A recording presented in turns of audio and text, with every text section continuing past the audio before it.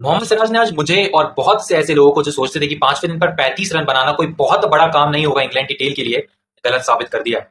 मोहम्मद सिराज ने इस पूरी सीरीज में 1113 गेंदें डाली है और किसी अदर गेंदबाज ने 900 गेंदें, चाहे जसप्रीत बुमराह हो, आकाशदीप हो या फिर हो प्रसिद्ध कृष्णा, 900 से कम गेंदें डाली है सबने। हम हमेशा बात करते हैं कि जसप्रीत बुमराह के ऊपर कितना सारा प्रेशर है, वर्कलोड है, लेकिन कभी हम मोहम्मद सिराज की बात नहीं करते कि कितना वर्कलोड मोहम्मद सिराज के ऊपर है। He is playing all 3 formats और जिन फॉर्मेट्स में मोहम्मद सिराज की सबसे ज्यादा जरूरत होती है वहां पर वो टॉप नॉच परफॉर्म करके देते हैं। मोहम्मद सिराज जब भारत के लिए खेलते हैं, व्हेन ही शोज दिस, जब उनकी जर्सी पर वो बीसीसीआई का लोगो और जब वो इंडिया का लोगो होता है, मोहम्मद सिराज का पैशन अलग लेवल का दिखाई देता है।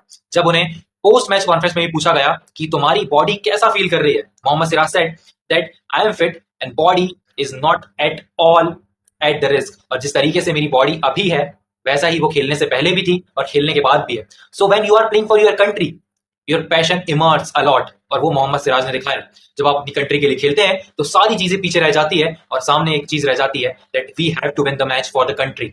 और मोहम्मद सिराज ही नहीं बल्कि प्रसिद्ध कृष्णा ने जिस तरीके की गेंदबाजी करी है, that was also phenomenal. Ben Duckett और जो रूट के 2 इंपॉर्टेंट विकेट लेने का काम किया था यहाँ पर प्रसिद्ध कृष्णा ने इस मुकाबले में चौथे दिन पर। जिस तरीके की गेंदबाजी भारत की ओवरऑल रही है इस पूरी सीरीज में, इंप्रेसिव। जसप्रीत बुमराह नहीं खेले कुछ मुकाबले, वहां पर मोहम्मद सिराज के ऊपर प्रेशर आया, आकाशदीप ने अच्छे से उसको निभाया, प्रसिद्ध कृष्णा ने अच्छी गेंदबाजी करी और जब फाइनल शोडाउन का टाइम आया तब करुण नायर और प्रसिद्ध कृष्णा दोनों को खिलाया। और उसके बाद शुभमन गिल ने जिस तरीके से इस प्लेयर ऑफ द सीरीज के टाइटल को डिफेंड किया है, इस टाइटल को अपने नाम किया है, that was also so phenomenal to watch. क्योंकि यहां पर हैरी ब्रूक ने भी same player of the series मुकाबला जो टाइटल है वो जीता है, उसके बाद शुभमन गिल ने भी प्लेयर ऑफ द सीरीज का टाइटल जीता है भारत के लिए। तो ये एक प्राउड वाली फीलिंग हुई शुभमन गिल के लिए कि कहीं बाहर कंट्री में जाना, पहली सीरीज एज ए कैप्टन, और वहां पर जाके अपना झंडा गाड़ना और अपने नाम का परचम लहराना। शुभमन गिल ने पहली बात ये कि एज ए कैप्टन बहुत अच्छा ट्राई किया, रन्स बनाए बहुत सारे, केएल राहुल ने उनका साथ दिया और केएल राहुल ने कहा कि ये जब एक शुरुआत है, यहाँ पर सीरीज ड्रॉ जरूर हुई है लेकिन दिस इज अ बिगिनिंग, जहां पर हम देखेंगे कि इंडिया और आगे चलता ही जाएगा। इसके आगे ऐसा नहीं होगा that India will stop at any point और हमें कहीं भी ये टीम पिछड़ी हुई नहीं नजर आएगी। अब चाहे मैं ऋषभ पंत की बात करूं या क्रिस वोक्स की, दोनों ने ही एक पैशन दिखाया,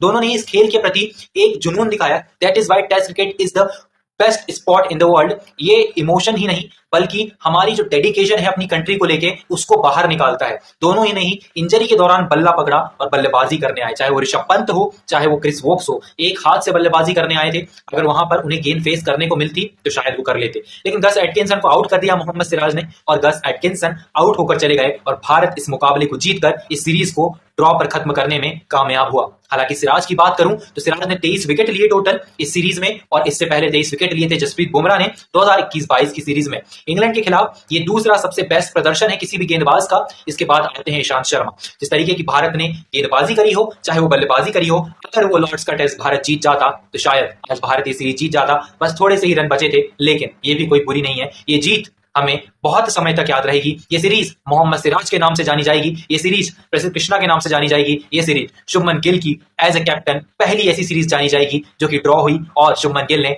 बहुत अच्छी कप्तानी करी और जिस तरीके का भारत का पैशन दिखाई दिया, जिस तरीके की इनिंग हर बल्लेबाज ने खेली, जिस तरीके की इनिंग गेंदबाजी में गई है भारत की, that is so phenomenal to watch. And अब इसके बाद जो सीरीज है, अब हम सीधा एशिया कप में देखेंगे भारत को खेलता हुआ against Afghanistan, against UAE and against Pakistan too. So there will be a set of matches in Asia का 2025। लेट्स सी क्या होता है। क्या इंडिया वर्सेस पाकिस्तान का मुकाबला कैंसिल होगा या फिर भारत एशिया कप में पाकिस्तान के खिलाफ भिड़ेगा दुबई में।